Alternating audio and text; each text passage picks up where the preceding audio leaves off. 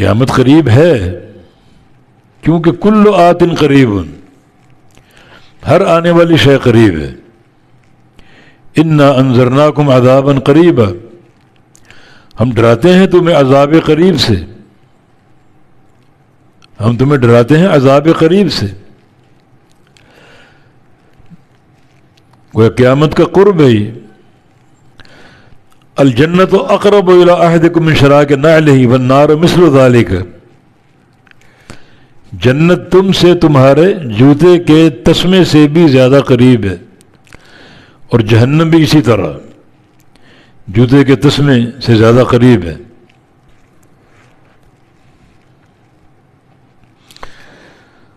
اصل معاملہ کیا ہے؟ ایک مومن کا جو موضوع ہے اس کی زندگی میں، وہ یہ نہیں سوچنا قیامت کب آئے گی۔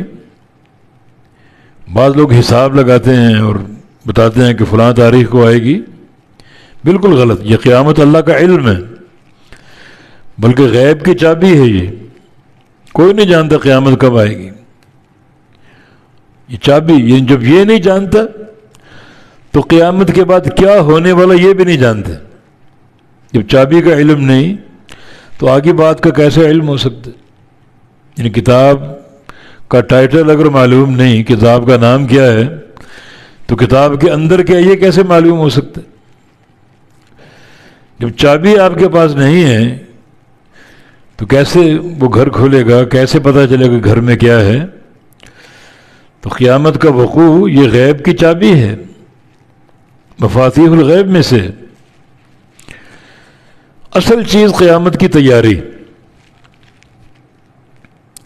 کرنی چاہیے۔ ایک اعرابی نبی علیہ السلام کے پاس آیا اور سوال کیا، متی الساعۃ یا رسول اللہ، قیامت کب آئے گی؟ فرمایا کہ ویلک وما اعددت لہا، تجھ پر افسوس کہ تم یہ سوال پوچھتے پھر رہے ہو، قیامت کب آئے گی؟ تم یہ بتاؤ تم نے قیامت کی تیاری کیا کی؟ تمہارے سوچنے کا انداز غلط ہے۔ یہ مت سوچو کب آئے گی،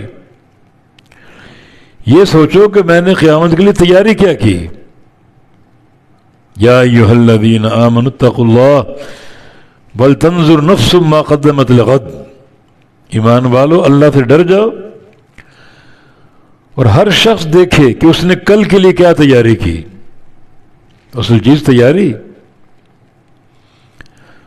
اس نے عرض کیا کہ یا رسول اللہ صلی اللہ علیہ وسلم، میں زیادہ عمل تو تیار نہیں کر سکا، ما اعددت لها بکثیر من صلوات و صیام، نہ کوئی زیادہ روزے رکھ سکا، نہ زیادہ نمازیں پڑھ سکا۔ اب فرائض تو پورے کیے مگر نوافل کا اہتمام کم ہے۔ غیر انی احبک، لیکن ایک عمل میں مجھے بڑی بصیرت اور شرح صدر ہے کہ مجھے آپ سے محبت بہت ہے، میرا دل آپ کی محبت سے بھرا ہوا ہے۔ تو رسول اللہ صلی اللہ علیہ وسلم نے ارشاد فرمایا کہ المرء مع من احب، انسان قیامت کے دن اسی کے ساتھ ہوگا جس کے ساتھ دنیا میں محبت کرے گا۔ اور دین اسلام میں محبت جو ہے وہ اطاعت کا نام ہے۔ جو محبوب سے پیار ہوتا ہے صرف اس کی ذات سے نہیں، اس کی ایک ایک ادا سے پیار ہوتا ہے۔ ایک ایک عمل سے محبت کرو، تب وہ محبت ثابت ہوگی۔